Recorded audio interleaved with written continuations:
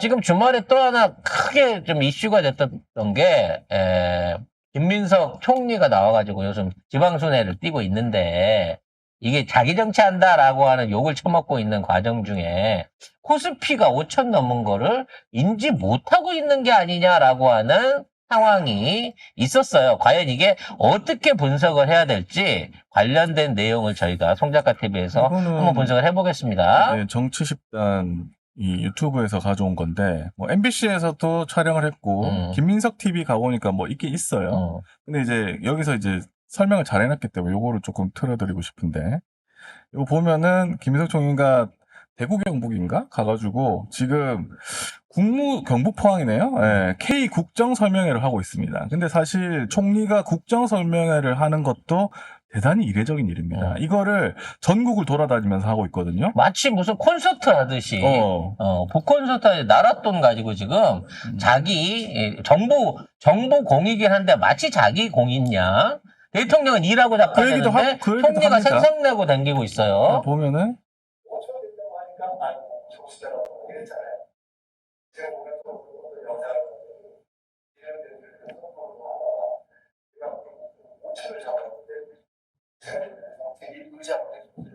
여기 있는 김민석 기자님 5천도 목표를 할 수 있다고 해서 우리가 이렇게 했습니다라고 했는데 근데 우리가 그 말을 하면서도 꼭 100% 우리가 임기 잘 된대 할 수 있다고 있는 눈치를 아니, 임기가 왜 4년이야 대통령인데. 잘하면 5천까지 갈 수 있다 생각해. 왜 그걸 3천, 4천, 5천까지 거의 다 낮춰요. 아시죠? 자, 중요한 건 이겁니다. 자 여기서 저 5천 갔어요 이미 라고 얘기하니까 자 날짜를 반영하면 됩니다라고 하면서 이게 모르는 거예요. 이게 보세요. 아예 만드는 거는 5,800으로 만들어 놨어. 저 위에 끝에 보면 4,800이요. 아니 그러니까 왼쪽 위를 그쪽에요. 떼가 네. 5,800으로 만들어 놨어요. 근데 숫자를 잘못 기입한 것 같아. 5,800이 넘었거든요. 요거를 팩트를 제가 알려드릴게요. 송작가 TV에서 정확하게 근데 정리를 총리가 해드리자면 그거를 모르고 한 달 전에 5,000원 넘었어요. 근데 5,000원이 다 돼간다? 이런 말을 한다? 저게 일종의 보좌진의 실수입니다. 이게 뭐냐면 또 보좌진의 실수인가요? 1월 달부터 쭉 써오던 그 강의, 그러니까 일종의 이 프레젠테이션 자료인 거고요. 이날 날짜로는 5,800을 넘었어요. 그래서 5,800 조항까지 해놓고 거기까지 그래프를 그려놨습니다. 다만 중요한 건 여기 2월 20일에 4,800이라고 써진 거는 1월 20일에 전주에서 할 때 4,800이라고 써진 똑같은 자료를 갖고 했는데 보좌관이 자료 준비를 하면서 5,800까지 해놓고 여기 보시면 5,800까지 점이 이미 올라가 있어요. 써놨는데 이걸 4,800으로 근데 거기 저 숫자를 못 고친 거야. 빠뜨려갖고. 자, 그래서 실수로 5,800이라고 안 쓰고 4,800이라고 쓴 겁니다. 이게 중요한 거 이거야. 그래서 보좌관은 알고 있었는데 저 4,800을 오타로 5,800으로 친 거예요. 근데 문제는 뭐냐? 총리가 지금 경제 상황이라든지 주가 동향에 대한 걸 조금만 인식을 하고 있으면 5천을 넘은 지가 한참 됐다는 걸 알고 있어야 되는데 사람들 5,800 넘었어야 하니까 그 김민석 특유의 당황하면 말이 꼬이는 것처럼 그 날짜 반영하면 됩니다. 무슨 날짜를 반영해? 네가 2월 20일 날 당일 날짜로 4,800이라고 써왔는데 거기에서 진짜 주식을 인지를 하고 있었고 저게 오타였다고 하면 보좌관이 숫자를 잘못 기입한 것 같습니다. 오늘도 5,800이죠? 라고 얘기를 할 수 있어야 되는데 그렇지. 그렇게 변명을 할 수 없다는 거는 세 가지를 알 수 있는 거예요. 일단 김민석은 주식을 안 한다.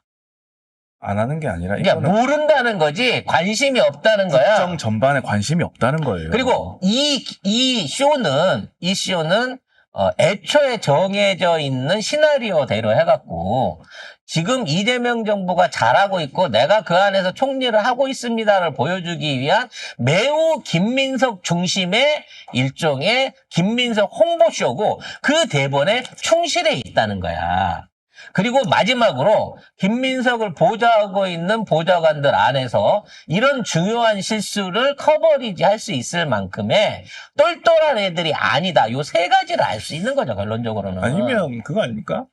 그 강덕구처럼 내 몸 하나 불살라서 총리를 날려버리겠다는 보좌진의 그 장렬한 전사 그거 아닐까요? 만약 뭐 그런 뜻으로 어느 보좌관이 만약 이런 흉계를 꾸몄다고 하면 그 보좌관 얼른 김인석 입장에서 잘라야 되겠는데 큰일 날 사람이네. 근데 색출하면 안 나올 게 뻔하죠. 아무튼 중요한 거 이게 단순한 해프닝이 아니라 의외로 김민석 총리는 우리가 알고 있는 것처럼 똘똘하고 일 잘하는 사람이 아니고 주변에서 챙겨주는 대로 자료를 보고 읽고 발표하게 되는 의외로 내부 깡통일 가능성이 높은 게 아니냐라는 걱정이 조금 된다는 거예요. 걱정이 아니라 이 정도면 좀 심각한 겁니다. 그리고 주말에 김민석 관련해서 파묘가 쭉 일어나면서 김민석이 통일교는 아니야. 통일교는 아니지만 이용훈이라든지 일부 극성 기독교 단체들하고 연결된 기독교 행사들이나 초청 강연에 굉장히 많이 다녔다라고 하는 파묘들이 나오고 있다는 거죠. 즉 김민석한테는 통일교나 신천지는 안 묻었으나 일부 극우 기독교들하고 교류가 있는 게 아니냐라고 하는 의심이 될 수 있는 정황들이나 정치적 활동들이 좀 있었다라는 얘기가 있습니다. 여의도 순복음교회입니다. 여의도 순복음교회 가가지고 이렇게 영상이 또 찍혀가지고 물론 나는 뭐 정치인이라고 해서 종교의 자유를 속박하는 거는 나는 오히려 그게 더 문제가 있다고 생각해요. 하지만 본인이 정치를 함에 있어서 종교적 신념 내지는 영향력이 이 국정에 대한 공평한 판단 내지는 법 집행을 할 수 없을 만큼 몰려 있다고 생각되면 그거는 뭔가 문제가 있는 사안이 아닌가라는 부분을 생각해 보게 된다는 것이고요.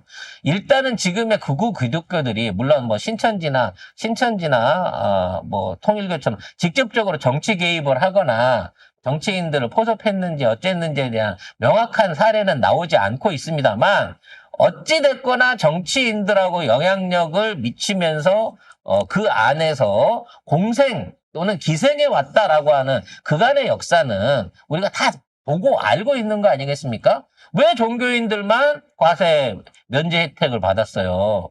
그거 전부 다 이승만 따라서 빨갱이 때려잡는다고 방공하고 돌아다니는 서북청년단들 활동했었고, 박정희 이미지 올려주기 위해서 박정희 관련된 온갖 홍보나 구국기도회 해주면서 지금 그 특혜들을 이어갖고 오면서 지금까지도 종교인들에 대한 과세에 대한 부분만 나오면 국회의원들 김기표가 아니라 김진표 같은 놈들이 나서가지고 그냥 다 그것들을 무마시키면서 지금까지 그 특혜를 누리고 있는 거 아닙니까? 그리고 지난번 선거 때도 똑같이 얼마나 윤석열 관련해갖고 지지 발언하고 구국기도회하고 윤석열 찍으라고 그거 많이 했어요? 공개적으로.